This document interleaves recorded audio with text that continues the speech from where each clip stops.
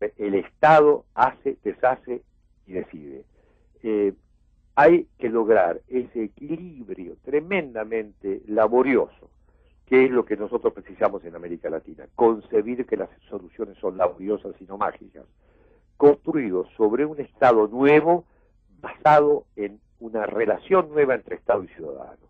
Esa relación nueva entre Estado y ciudadano es el Estado democrático de derecho. Un nuevo Estado democrático de derecho que evite la imposición del Estado autoritario y un Estado que no sea simplemente una cáscara sin capacidad de acción. Doctor Caputo, muchas gracias por sus reflexiones. Apreciamos aquí el esfuerzo que usted hizo para poder mantener este enlace desde Argentina con esta reunión internacional de radio. Los saludamos y los despedimos con un aplauso si nos permiten. Un saludo a todos ustedes.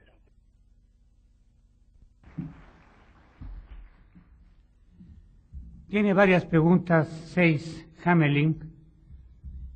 Le dicen, si la democracia, al igual que la identidad, son parte de una obra en permanente construcción, en su opinión, ¿cuáles serían las características, los elementos que no deben faltar en los cimientos para que no tengan cuarteaduras las paredes de ese posible edificio que dará cobijo al diálogo, la interactividad y la cooperación? Hermosas palabras que también tienen significados diferentes para los propietarios de los medios de comunicación, para los comerciantes de la comunicación. Los reporteros normalmente elaboran mucho sobre estos conceptos, van sobre lo que acaban de establecer. Esto tiene que ver con la responsabilidad. ¿Alguien puede acercarle el micrófono, por favor?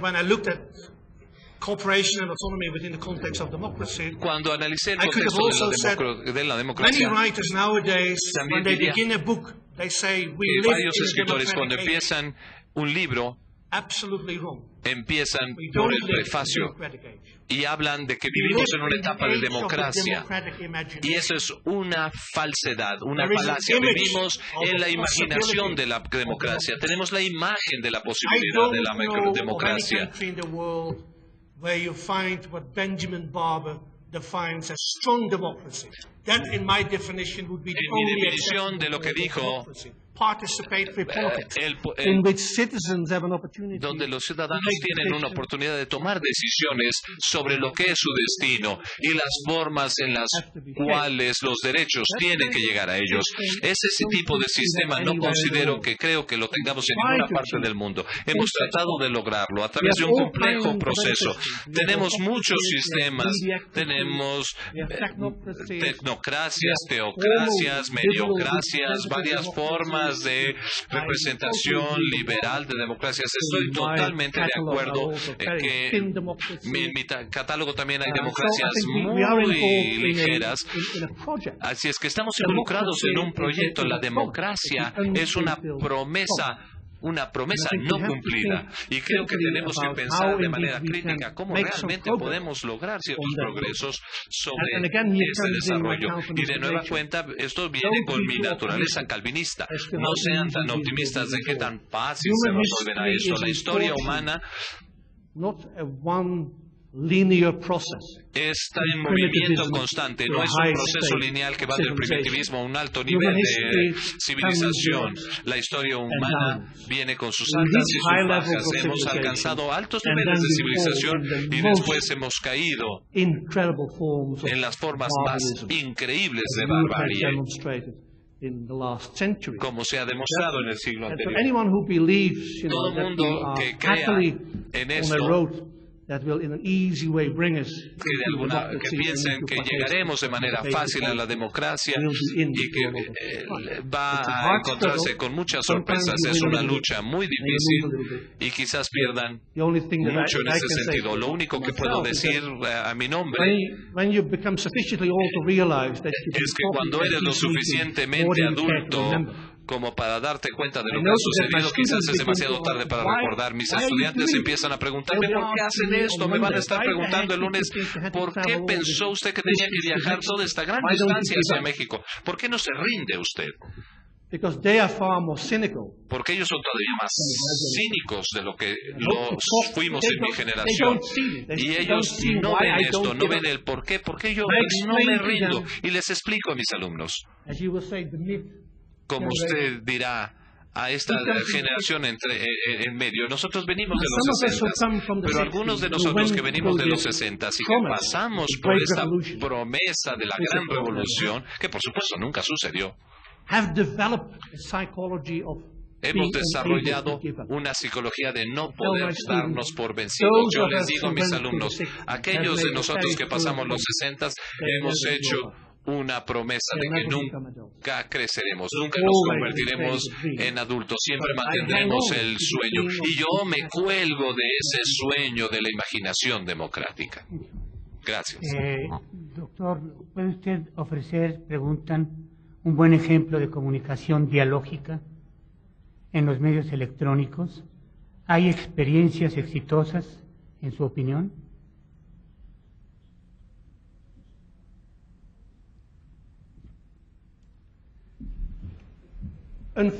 Desafortunadamente, no. Yo creo que si tuviera un ejemplo, por supuesto lo hubiera presentado el día de hoy y lo hubiera proyectado en esta pantallota para mostrarles exactamente a lo que me refiero. Y es por eso que yo le ruego a los medios que tienen la oportunidad de crear espacios para que se den los diálogos, que lo hagan y experimenten. Todavía no he visto buenos ejemplos de las mejores prácticas. Lo que sí he visto es que si uno va a las difusoras con propuestas sobre algunos programas para establecer el diálogo en una comunicación no violenta, por lo general no muestran interés, por lo general no lo encuentran emocionante como comunicación mediática. Yo creo que es un error básico. Y aquí estamos de nuevo en lo mismo. No me fue fácil encontrar ejemplos concretos, pero depende de nosotros que estamos aquí sentados. ¿Qué podemos sacar de esta sesión? Podemos establecernos la misión de crear nosotros los ejemplos para que nos volvamos a reunir en un par de años. Cuando organizamos el 4 encuentro, bueno, podremos platicar de los ejemplos. ¿Por qué no nos prometemos? En serio, ¿por qué no nos organizamos para que en el próximo encuentro nosotros seremos los ejemplos de una buena comunicación? ¿Qué les parece? Es un comentario general, pero interesante para el doctor Hanelik. Quiero decirle que lo felicito, que agradezco que haya aceptado venir, porque sus palabras me han alentado a seguir adelante. En mi trabajo tengo muy poco reconocimiento, vía premios y medallas, pero usted hoy me hizo ver que eso no es importante. ¿Cómo podemos luchar los medios públicos contra la violencia que se maneja desde las esferas del gobierno, cuando nos agreden constante y cotidianamente, cuando nuestros salarios son de miseria, cuando tenemos tantos rezagos tecnológicos y laborales?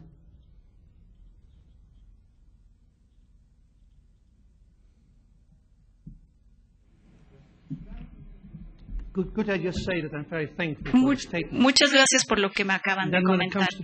Y en lo que respecta a la pregunta, quiero decirle con toda honestidad que es uno de los problemas que enfrentamos en conferencias como esta. Siempre se hace una pregunta.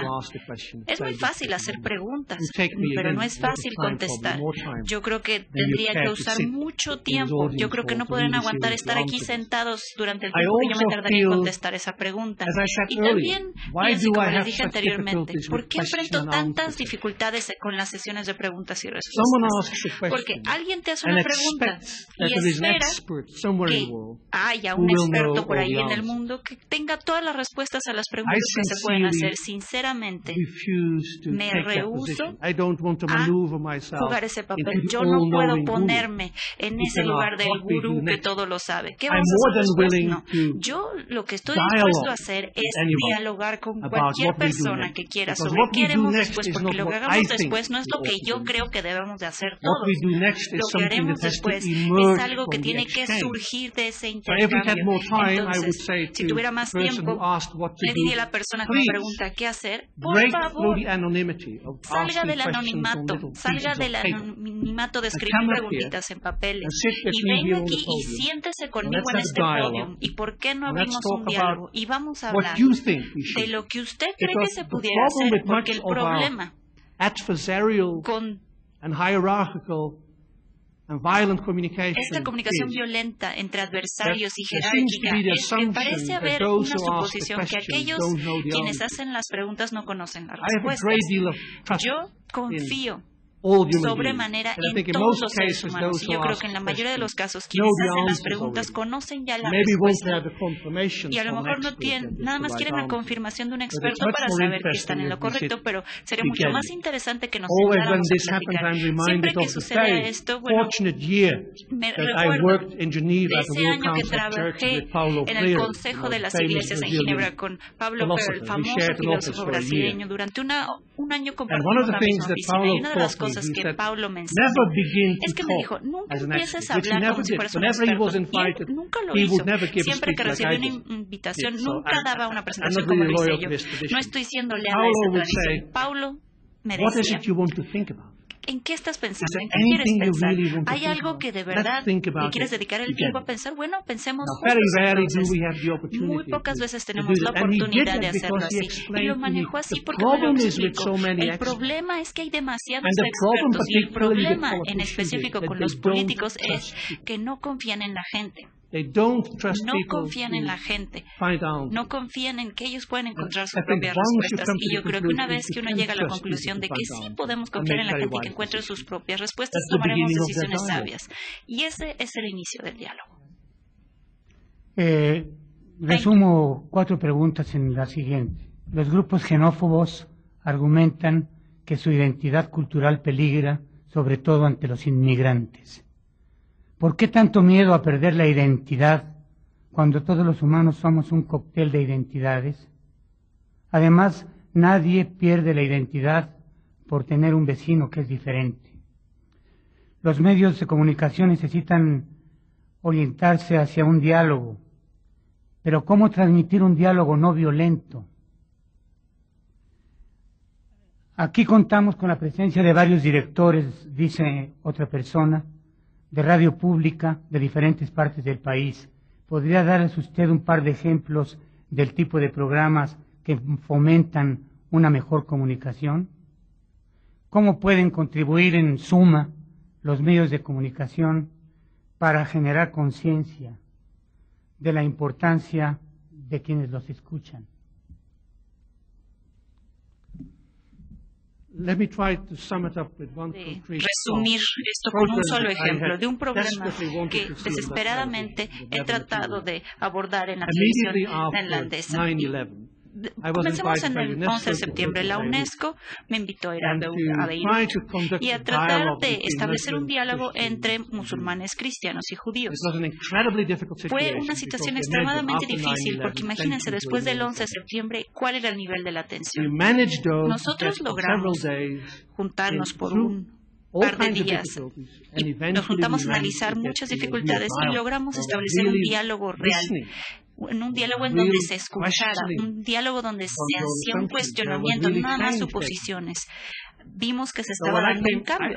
Pero a mí me emocionó mucho esta situación y le hablé a varios de mis amigos de la televisión neerlandesa y les dije, ¿saben qué? Estoy en un proyecto tan interesante que sería maravilloso si pudiéramos pasar algo en la televisión neerlandesa para que la gente vea que sí hay gente que se puede poner a discutir y a escucharse, y es un muy buen momento para ejemplificar que aún en condiciones más difíciles las personas pueden estar dispuestas a abrirse al diálogo. Y se los digo con mucho respeto para todos mis buenos amigos. Bueno, me hicieron preguntas tontísimas. Ay, de verdad había polémicas, estaban gritando entre ellos. Porque solamente si te pones a gritarte al otro parece que ahí sí hay polémica. Y le dije, no, nadie se estaba gritando. Le dieron la oportunidad al otro otro de hablar y los otros escuchaban. La mayoría de mis amigos de la televisión neerlandesa, me dijeron, no, eso no hace un buen programa de televisión, no es lo suficientemente polémico, porque tenemos el pensamiento tan errado en muchas televisoras, específicamente en mi país, que el debate polémico es lo bueno, y es lo bueno para la política, y es bueno para la democracia. Yo creo que arruina la democracia. Lo que no se está dando cuenta la gente es que la polémica viene, y hablamos de Grecia. La polémica viene de un vocablo griego que es polemos, que significa guerra. El debate político es beligerante. Yo no puedo ver que llegue un progreso en el camino hacia el imaginario democrático luchando ni librando guerras. Esto pudo haber sido un buen ejemplo, pero toma mucho tiempo convencer a tus mejores amigos. Y yo hasta he colaborado en programas que sí, es buena idea muchas veces, pero luego viene otra cosa. Te llegan a decir, no, esto no es bueno para la televisión porque no es lo suficientemente polémico ni emocionante, y eso es lo que quieren los escuchas y el público. Yo quiero que nos olvidemos de esa noción. En la difusión nosotros sabemos qué es lo que quieren nuestros escuchas o nuestro público. Yo he estado en la investigación de los medios por muchos años y no sabemos lo que quieren los escuchas ni los videntes. Nosotros no podemos decir que nosotros conocemos lo que nuestro público quiere. Yo creo que es un terrible malentendido y es una suposición terrible pensar que la gente solamente quiere huir de guerra, porque no. Creo que eso no es lo que quiere la gente.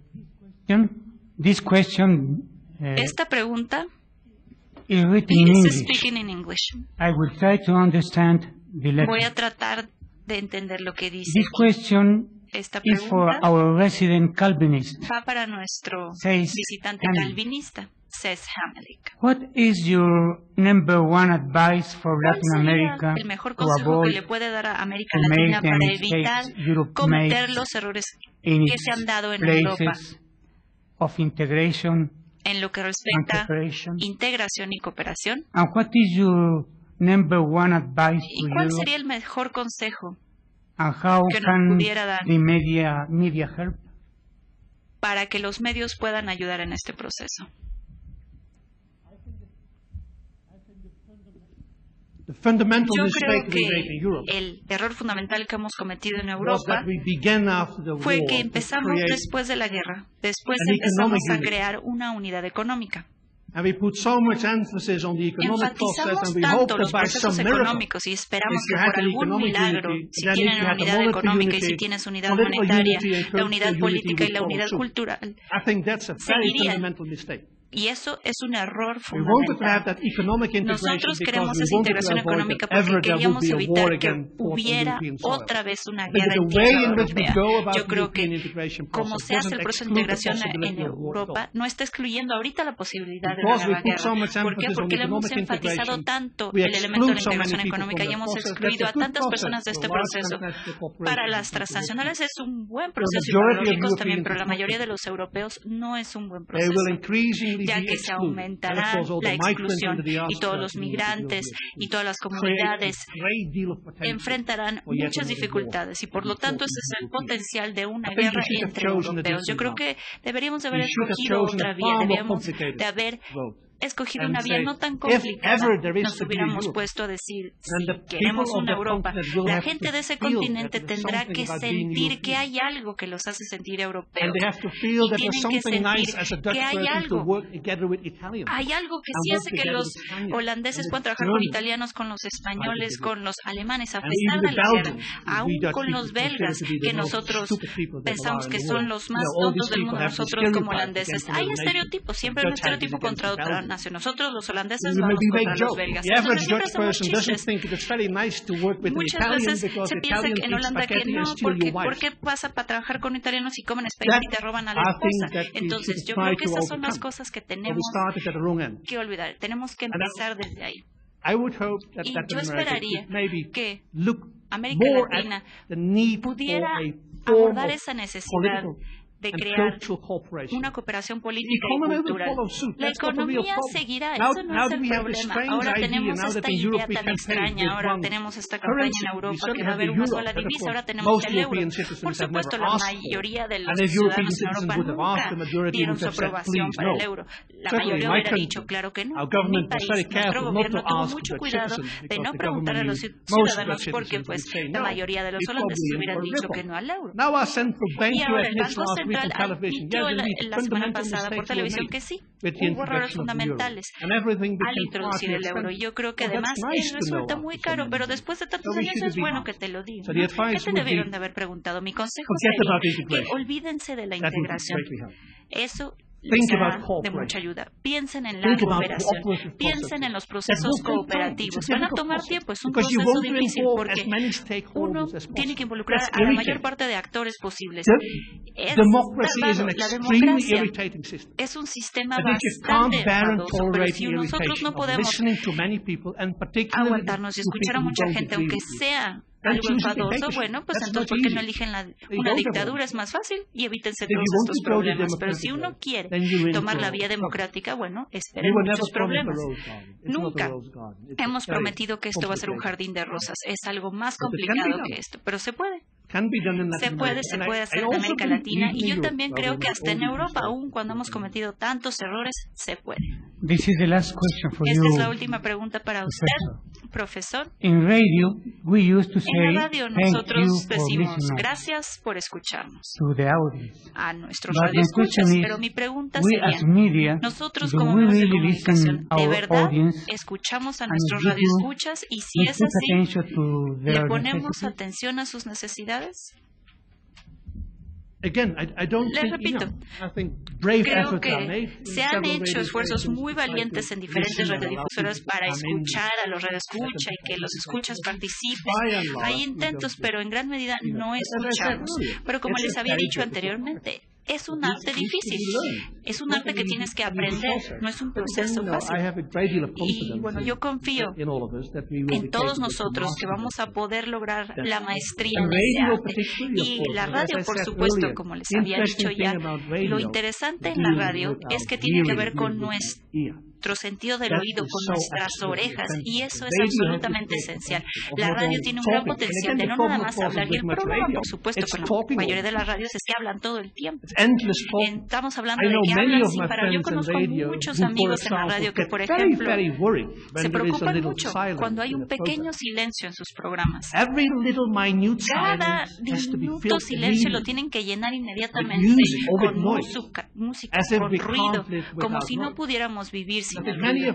Y yo creo que muchos sí podemos vivir sin el ruido. Preferiríamos vivir sin todo este ruido.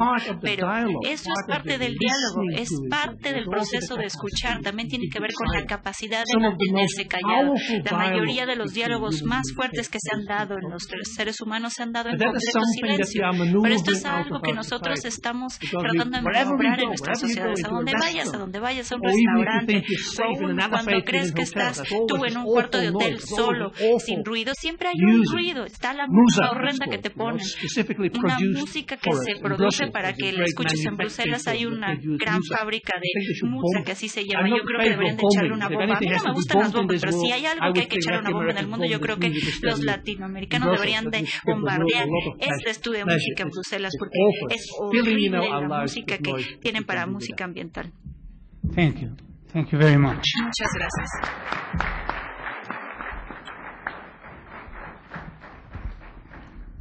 Sergio, pongo por delante un comentario acerca de una expresión tuya cuando dices en tu ponencia una fascinación hacia lo americano. Entonces, comentan, qué pena que se refiere usted a lo estadounidense o norteamericano diciendo americano. Recuerde que América llega hasta la Tierra del Fuego y que todos somos americanos. Dice luego, ¿cómo contrarrestar el alto grado de desinformación que impera en los medios, específicamente en la televisión? Y junto con esto, de una vez, si existe un hecho o una noticia que rápido se hace efímera, quiere decir que ahora tan solo abundará lo noticioso. ¿Qué opinión tiene acerca de programas como Big Brother? ¿Cree que es una forma de degradar a la sociedad? ¿Por el momento? Sí, por favor. Bueno, respecto a la expresión americano, debo reconocer que es errónea, ¿no? Pero la fuerza de la costumbre nos lleva a decir siempre, refiriéndose a los ciudadanos de Estados Unidos o a los Estados Unidos, lo americano, quizás porque en español resulta tan difícil decir estadounidense. Y la verdad es que los Estados Unidos no tienen un nombre concreto, porque ser Estados Unidos no es un nombre de país, entonces por eso se llama Estados Unidos de América, y de ahí viene esta confusión con lo americano, de lo cual me excuso y confirme el propósito de enmienda. Creo que el asunto de la desinformación es un mal que afecta no solo a la televisión, sino a todos los otros medios de comunicación. Y esto tiene mucho que ver con los otros conceptos que yo utilizaba en la exposición, que es el de la superficialidad de la información y la información de consumo rápido, de consumo instantáneo, que está diseñada para olvidarse y que no quede ninguna memoria histórica acerca de los hechos que han ocurrido. Y me parece que esto es una forma de desinformación, la superficialidad. Y me vuelvo a referir aquí a lo efímero, ¿no?, que es parte de la siguiente pregunta, que son conceptos que para mí están absolutamente relacionados. Me parece a mí que las televisoras comerciales tienen su propia naturaleza, tienen su propia definición, son entidades privadas, empresas privadas, que se regirán por sus propios intereses comerciales, y esto tampoco es radical, porque hay estaciones de televisión privadas que son muy buenas y otras que son absolutamente comerciales. Pero yo sí creo mucho en la comunicación alternativa, y que es posible que haya medios de comunicación alternativos que sean eficaces cada vez más para sectores de población más grandes. Y en este sentido el concepto de medios públicos de comunicación es mal utilizado en América Latina. Los medios públicos de comunicación son en muchos casos utilizados solamente para beneficio del gobierno de turno, y no son entidades públicas independientes del gobierno de turno que puedan fijar a largo plazo políticas de programación y de que de la misma manera aseguren la independencia de estos medios públicos. Y por último, con respecto al Big Brother, yo creo que este es un fenómeno de los tiempos, ¿no?, que tiene mucho que ver esto con el desprecio por la vida privada de las personas, y cómo la vida privada de las personas se vuelve también espectáculo. Me parece que eso es una forma absoluta de degradación, no solo para las personas que son encerradas allí dentro de una vitrina a actuar como si no estuvieran siendo vistas, sino también para los que están viendo.